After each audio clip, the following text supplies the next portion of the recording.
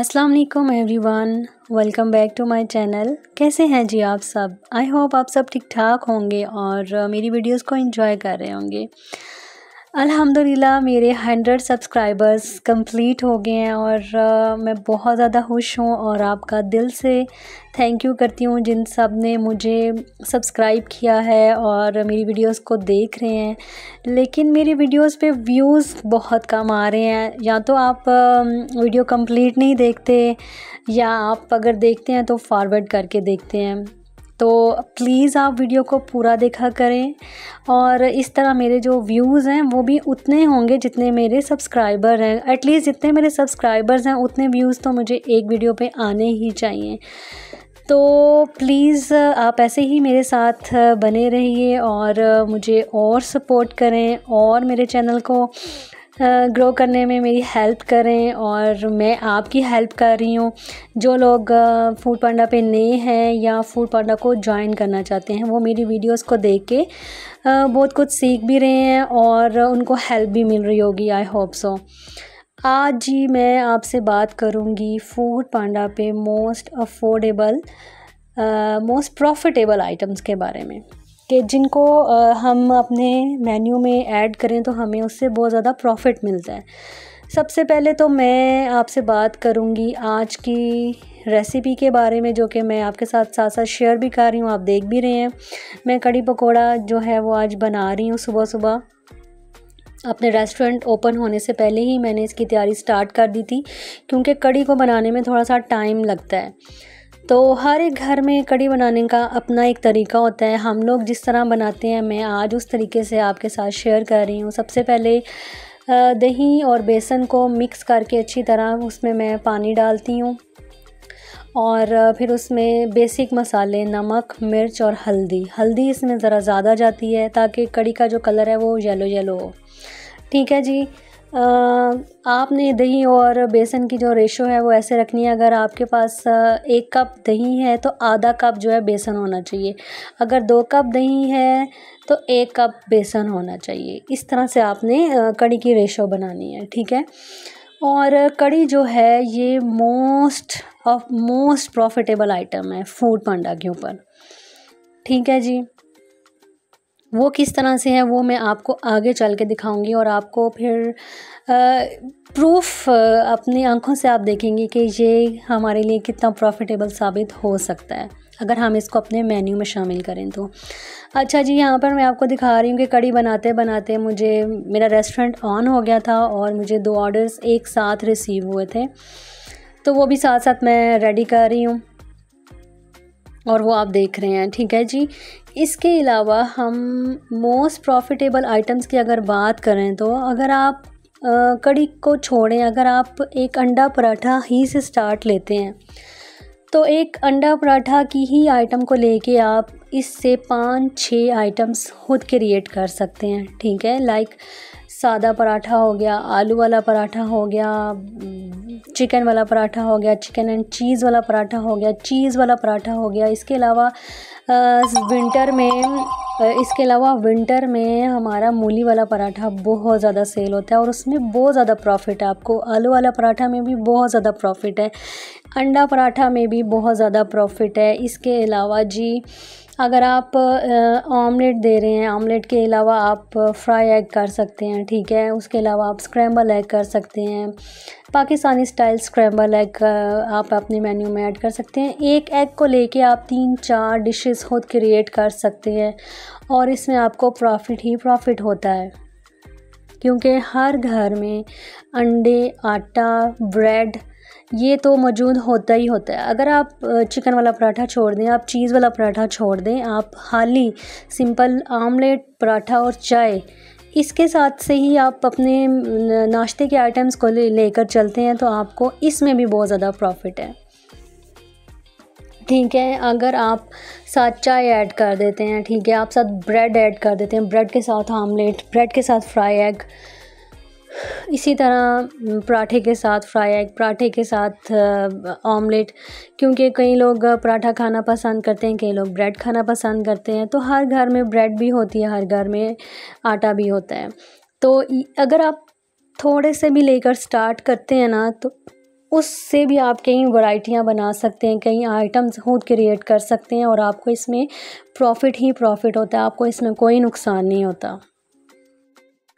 अच्छा जी, साथ साथ हम अपनी रेसिपी को भी देखते जाते हैं। मैंने साथ वाले बर्नर पे कढ़ी को जो है वो पकने के लिए मुसलसल रखा हुआ है हल्की आंच के ऊपर, क्योंकि कढ़ी को पकने में बहुत टाइम लगता है और जब तक ये थोड़ी सी गाढ़ी ना हो जाए और बेसन का कच्चापन ना चला जाए तब तक हमने कढ़ी को पकाते रहना है। और इसके अंदर फिर मैंने कढ़ी में हरी मिर्चें ऐड कर दी थी और थोड़ा सा मैंने धनिया पाउडर ऐड कर दिया था पकाते हुए। अब मैं आपको दिखा रही हूँ कि इसकी कितनी कंसिस्टेंसी होनी चाहिए, ये कितनी थिक होनी चाहिए। बिल्कुल अभी इसका जो टेक्सचर है ना वो बिल्कुल ठीक है, क्योंकि कढ़ी जो है ना वो ठंडी होने के बाद भी गाढ़ी हो जाती है। तो अगर हम इसको इससे ज़्यादा गाढ़ा रखेंगे ना तो फिर वो बाद में बहुत ज़्यादा गाढ़ी हो जाएगी। ठीक है, अभी हमने इसमें अपने सारे पकोड़े जो हम रेडी किए थे वो सारे पकोड़े हमने ऐड कर देने हैं। और जो कढ़ी वाले पकोड़े होते हैं इनमें प्याज ज़्यादा होते हैं और आलू थोड़े कम होते हैं। ठीक है, अब हमने कढ़ी को अच्छे से मिक्स करना है। इसमें मैंने धनिया और हरी मिर्चें ऐड करनी है। हरी मिर्चें तो मैंने ऐड कर दी हुई, अभी मैं धनिया ऐड करूँगी और गरम मसाला ऐड करूँगी।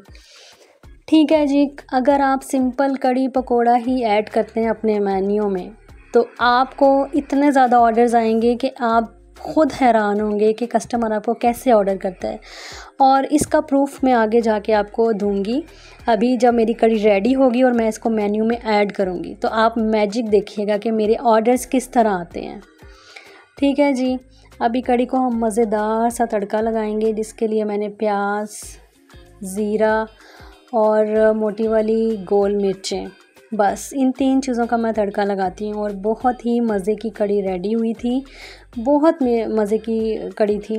और आई होप कि आप सब भी घरों में ऐसे ही कढ़ी बनाते होंगे और आपको भी कढ़ी बहुत पसंद होगी। मुझे तो कढ़ी बहुत ज़्यादा पसंद है और मैं हमेशा वाइट चावलों के साथ ही कढ़ी खाती हूँ, मुझे बहुत पसंद है। ओके जी, अब मैं आपको अपने ऑर्डर्स दिखाती जाऊँगी और आपने काउंट करते जाना है कि मुझे कढ़ी के कितने ऑर्डर्स आए।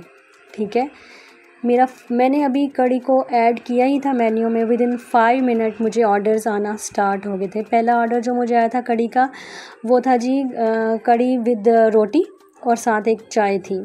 ठीक है, जो दूसरा मुझे ऑर्डर आया था वो कढ़ी चावल का आया था।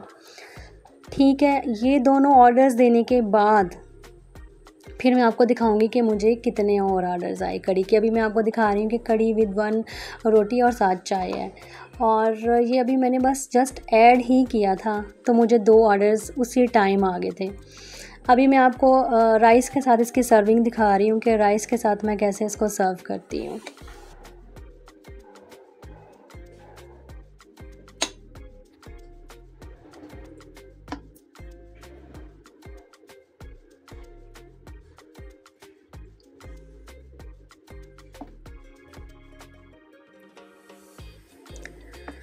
तो जी आप अपने मेन्यू में, अगर आपके मेन्यू में कढ़ी या कढ़ी चावल ऐड नहीं हैं तो आप एक दफ़ा मेरे कहने पे ऐड करके देखें और फिर आप मैजिक देखें कि आपके ऑर्डर्स किस तरह आते हैं।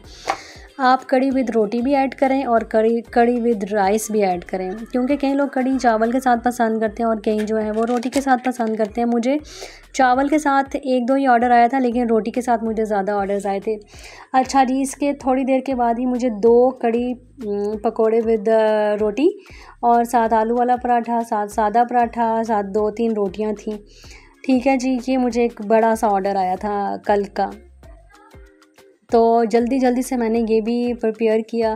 कहने की बात ये है कि अगर आप एक आइटम को लगाएंगे ना तो उसके साथ आपको 2-3 और चीज़ों के भी ऑर्डर्स आते हैं। और ये मेरा अपना ज़ाती तजुर्बा है कि जब भी मैं कोई नई चीज़ ऐड करती हूँ मेन्यू में, कोई राइस की डिश या कोई सालन की डिश ही मैं लगाती हूँ, उसके साथ मुझे 2-3 और आइटम्स के ऑर्डर्स भी आ जाते हैं कि अगर कस्टमर ने मुझसे एक चीज़ मंगवानी हो ना तो वो 2 या 3 आइटम्स मुझसे और मंगवा लेते हैं। और इसमें मेरा ही फ़ायदा होता है, मेरा बिल अच्छा बनता है, मुझे अच्छे पैसे मिलते हैं और मुझे फ़ायदा होता है। ठीक है ना। ये आपको दिखाने का मकसद ये है कि ऑर्डर्स आपको आते ही आते हैं। जो लोग कहते हैं कि ऑर्डर्स नहीं आ रहे या ऑर्डर्स कम हैं या क्यों कम है, उसकी वजह कोई ना कोई तो वजह होती है ना। उसकी वजह यही होती है कि आपके मेन्यू में या तो वो आइटम्स अवेलेबल नहीं है जो कस्टमर्स चाह रहे होते हैं। और वीक में एक दफ़ा आप कड़ी, एक दफ़ा दाल, एक दफ़ा दाल माश, एक दफ़ा बिरयानी, एक दफ़ा पुलाव, एक दफ़ा कोई सब्ज़ी और एक दफ़ा कोई चिकन का आइटम आप लाजमी ऐड करें। और कस्टमर्स को भी समझ आ जाती है कि ये होम शेफ़ जो हैं ये डेली बेसिस पे डिफरेंट चीज़ें ऐड करती हैं। और मुझे जहाँ तक लगता है कि आपको डिफरेंट चीज़ें ही लगानी चाहिए। हर रोज़ अगर हम बिरयानी लगाएंगे या हर रोज़ हम कड़ी पकौड़ा लगाएंगे तो हर रोज़ वो सेम ऑर्डर नहीं आते, ठीक है। और मेरी जो कड़ी अल्हम्दुलिल्लाह एक दिन में ही मेरी ख़त्म हो गई थी। मुझे दूसरे दिन उसको रखने की ज़रूरत ही नहीं पड़ी, ठीक है। और दूसरे दिन फिर मैं दूसरी कोई चीज़ लगा दूँगी, क्योंकि मुझे पता है कि मेरे कस्टमर्स ने मुझे खाने की चीज़ें ऑर्डर करनी है। तो वो फिर मैं अगले दिन कुछ और सोचती हूँ और फिर मैं कुछ नया आइटम अपने मेन्यू में ऐड करती हूँ, ठीक है। जब मैं आपके साथ अपना मेन्यू शेयर करूँगी तो आपको मैं दिखाऊँगी कि मैंने कौन कौन से आइटम्स अपने मेन्यू में ऐड किए हुए हैं, क्योंकि वो तो सेव रहते हैं आपके आइटम्स में और जब आप दोबारा से उनको लगाना चाहें आप उनको अवेलेबल कर सकते हैं, ठीक है जी। अब ये मेरा ऑर्डर भी कंप्लीट हो गया था। इसके साथ चाय भी थी और 2 कड़ी पकोड़े भी थे, 2 सादी रोटियां भी थी, एक आलू वाला पराठा भी था। तो इस तरह से ये ऑर्डर्स मुझे रिसीव हुए थे और मैं इनको रेडी कर रही थी। अच्छा जी, इस ऑर्डर के बाद मुझे एक और ऑर्डर रिसीव हुआ था। उसमें 2 आलू कटलेट्स थे, फिर जी उसके साथ 2 चिकन के सीख कबाब थे और आई थिंक उसके साथ भी कड़ी पकौड़ा था। वो मैं आपको आगे जाके दिखाऊंगी।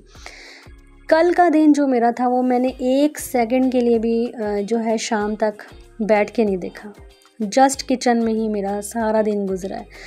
पहले तो कड़ी बनाने में इतना टाइम लगा, फिर उसके बाद 3-4 ऑर्डर्स मेरे ब्रेकफास्ट के थे और उसके बाद से मुसलसल शाम तक कड़ी के ही ऑर्डर आ रहे थे और कड़ी के साथ साथ दूसरी चीज़ों के भी ऑर्डर्स आ रहे थे। तो बस अल्हम्दुलिल्लाह, अल्लाह का शुक्र है कि काम जो है आपका चलता रहे तो ही अच्छी बात है। लेकिन यह है कि कल मैं बहुत ज़्यादा थक गई थी। कल शाम में बिल्कुल हिम्मत ख़त्म हो चुकी थी। तो बस कभी कभी ऐसे भी दिन आते हैं कि 1 सेकंड भी आपको आराम का नहीं मिलता और अगर आप अकेले हों तो बहुत मुश्किल हो जाता है हैंडल करना। जी, ये मैं आपको इसी ऑर्डर के बारे में बता रही थी कि इसमें 2 कड़ी पकौड़े दोबारा से आए, साथ 3 रोटियां, साथ नहीं 2 आलू के कटलेट्स, साथ 3 रोटियां और साथ 1 कड़ी पकौड़ा और साथ 2 सीख कबाब। अब हर एक ऑर्डर में मुझे 4-4, 5-5 ऑर्डर्स आइटम्स जो हैं वो साथ आ रहे थे और साथ कड़ी पकौड़ा था और साथ 2-3 रोटियां भी थी। तो बस अल्लाह का शुक्र है कि मेरा कल का दिन बहुत अच्छा गया था। कहने की बात ये है कि आप अगर एक आइटम को अपने मेन्यू में शामिल करते हैं तो उसके साथ आपको और आइटम्स के भी ऑर्डर्स आते हैं और ये आपके लिए बहुत बहुत फ़ायदेमंद होता है। और आप देखें कि ये कड़ी जो है हमने ख़ुद भी घर में खाई और इससे मुझे तकरीबन 7 ऑर्डर्स मुझे आए थे कल कड़ी के, if I am not wrong. मैं इधर आपको काउंट करके दिखाऊंगी कि मुझे कड़ी के कितने ऑर्डर्स आए थे। इसके अलावा एक लेडी थी सबा बशीर, उनके मुझे कल के दिन में बैक टू बैक 3 ऑर्डर्स आए। इन्होंने मुझे सिनेमन फ्रेंच टोस्ट चाय, साथ मुझे क्या कहते हैं कड़ी पकोड़ा और सुबह मॉर्निंग में भी ब्रेकफास्ट का। तो इस लेडी ने मुझे बैक टू बैक 3 ऑर्डर्स इकट्ठे किए थे एक ही दिन में। और कड़ी के जो मुझे ऑर्डर थे वो तकरीबन मुझे 8 ऑर्डर्स मुझे कड़ी के आए थे कल के दिन में। तो आई होप कि इस वीडियो ने आपके बहुत से सवालों के जवाब आपको दिए होंगे और प्रॉफिटेबल आइटम्स के बारे में आपको समझ आई होगी कि किस तरह एक आइटम को हम अपने मेन्यू में शामिल करें तो हमें कितना फ़ायदा हो सकता है।